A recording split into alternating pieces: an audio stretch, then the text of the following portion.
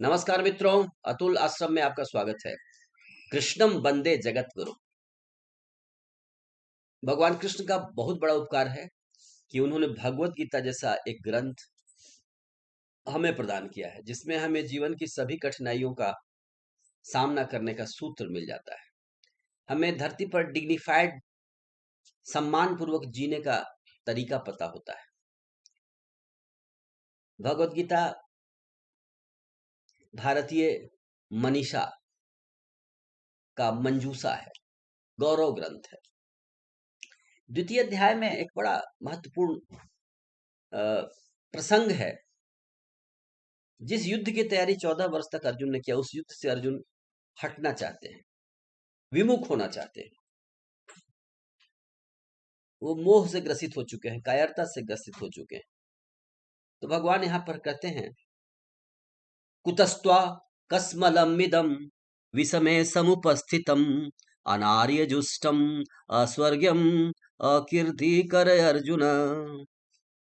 भगवान उवाच, भगवान क्या करें, ये विषमय कैसा तुम्हारे इस कुसमय में, ये कठिनाई और संकट के समय में ये मलिन विचार, दोषपूर्ण विचार तुम्हारे अंतःकरण में कहां से आ गया?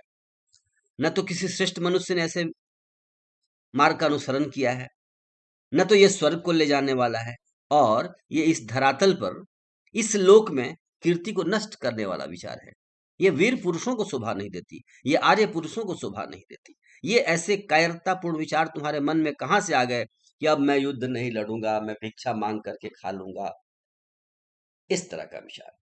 अब ये महत्वपूर्ण क्यों है? अगर हम स्टूडेंट्स के बारे में बात करें, किसी के बारे में बात करें, लेकिन मैं स्टूडेंट्स के संदर्भ में बात करना चाहूंगा यहाँ पर। तो देखिए, जब एग्जाम आता है तो स्टूडेंट क्या सोचता है? ड्रॉप कर दें, तैयारी अच्छी नहीं है, अब आगे कर लेंगे और अच्छी तरह से करेंगे, लेकिन सामने जो चुनौती है उसका सामना नहीं करेंगे। तो ये केवल अर्जुन का सवाल नहीं है, ये मानव मात्र का सवाल है। हम सब जब भी चुनौती आती है तो हमारा मन तरह तरह से बहाना बनाने लगता है। तो इस बात को संबोधित करते हुए कृष्ण कह रहे हैं कि ये चीज बिल्कुल अच्छी नहीं है और ये डिग्निफाइड नहीं है। एक सम्मान पूर्वक जीवन जीने वाले के लिए ये बिल्कुल ही आहत करने वाला दृश्य है। कुतस्त्वम कस्मलम इदम विस्मय समुपस्थितम अनार्य जुष्टम अस्वर्ग्यम अकीर्ति ग्रह अर्जुन। तो हमें इससे मैसेज क्या मिलता है? हमें इससे मैसेज ये मिलता है कि चुनौतियां आएंगी और हमें उनसे लोहा लेना पड़ेगा। स्वामी विवेकानंद कहते थे, we must have muscles of iron and steel, nerves of steel, and first of all our young men should be strong. पहला तो स्ट्रांग बनना है, उसके बाद तो सारी समस्याएं सुलझ जाएंगी। सबसे पहले स्ट्रांग बनना है। We should be bold enough to accept the challenges of life. This is the first thing. When you start fighting, the problems disappear. तो ये मैसेज हमारे पास यहाँ पर मिलता है कि हमें सबसे पहले तो उठ खड़े होना है, तैयार होना है और चुनौतियों को देख करके भागना नहीं है। स्वामी विवेकानंद के जीवन से एक घटना बहुत महत्वपूर्ण है, जिससे उन्होंने बहुत बड़ा मैसेज लिया, और उन्होंने इस तरह से कोट किया इस बात को कि एक बार बनारस की गलियों से वो गुजर रहे थे और बनारस के बंदर तो बड़े नामी हैं। उन बंदरों ने उनके ऊपर झपट्टा लगाया और उनको काटने नोचने लगे। कोई उनका पगड़ी खींच रहा है, कोई उनका कुर्ता फाड़ रहा है। विवेकानंद ने भागना शुरू किया। जब भागना शुरू किया तो बंदरों ने उनका पीछा जोर से किया। ठीक है, अब विवेकानंद भाग रहे, बंदर उनके पीछे हैं और उन्होंने ज्यादा काटना इनको शुरू किया। तरह तरह से विवेकानंद परेशान। इतने में किसी मंदिर से एक पुजारी की आवाज आती है, भागो मत, इन दुष्ट बंदरों का सामना करो। विवेकानंद रुक जाते हैं। जैसे रुक जाते हैं, बंदर भी रुक जाते हैं। आप रुकते हैं तो समस्याएं भी। आंख में आंख डाला बंदरों के। फिर एक छोटा सा दंड सन्यासियों के पास होता है, इतना बड़ा। उस दंड को उठाया और जोर से बंदरों को डांटा। सारे बंदर पीछे। एक बार डांटा, सारे बंदर भागना शुरू कर दिए। तो इससे उन्होंने कहा कि बहुत बड़ा संदेश मुझे मिला। संदेश क्या है? कि समस्याएं उन दुष्ट बंदरों की तरह है। वो दांत दिखाएंगे, नाखून दिखाएंगे, लेकिन अगर आप भागोगे तो आप लहूलुहान हो जाओगे, आपको नोच लिया जाएगा, काट लिया जाएगा। लेकिन अगर आप एक बार रुक करके आंखों में आंखें डालकर सामना करते हैं, आप प्रतिरोध के लिए तैयार हो जाते हैं, आप लोहा लेते हैं, फिर क्या होता है, समस्याएं छोटी होती जाती है, छोटी होती जाती है, और बाद में आपके हाथ में आ जाती है, बाद में आपके पैकेट में आ जाती है। समस्याएं समस्या नहीं रह पाती है। इस संदर्भ में एक बात और भी है, इस जगत में वीर बनने से काम नहीं होगा। वीर तो महावीर बनना पड़ेगा। महावीर विक्रम बजरंगी, कुमति निवार सुमति के संगी। तो ये जो बंदर हैं जिनको विवेकानंद ने कंट्रोल कर लिया उस पुजारी के सलाह पर, परामर्श पर, इसी तरीके से हनुमान जी महावीर थे।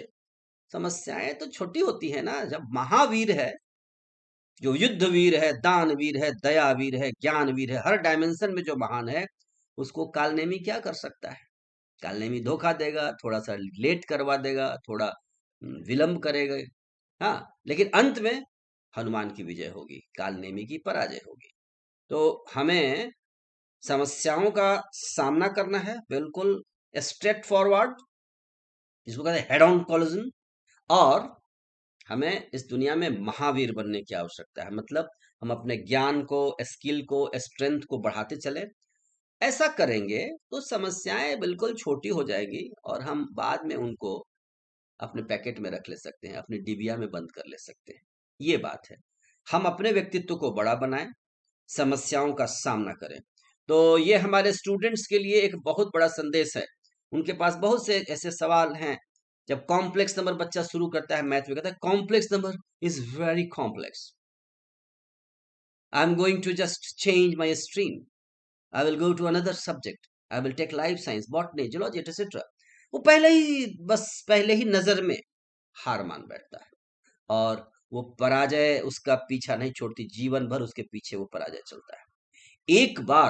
एक बार आप सामना कर लेते हैं किसी भी चैप्टर का, किसी भी कॉन्सेप्ट का, उस पर फाइट करते हैं, 2-4 दिन तो बेचैनी से गुजरता है, एक सप्ताह गुजर सकता है। लेकिन जब एक बार झंडा गड़ता है, जब किले का एक दरवाजा फतह होता है, सेना भीतर घुसती है, फिर दूसरा दरवाजा फतह होता है, फिर तीसरा दरवाजा, फिर चौथा दरवाजा, फिर पूरा किला फतह होता है। लेकिन हम किले की ऊंचाई को देखकर, दीवारों के बुलंदी को देखकर, किले के चारों तरफ खंदक को देखकर, गड्ढे को देखकर, पानी को देखकर भाग जाते हैं, डर जाते हैं, अभिभूत हो जाते हैं।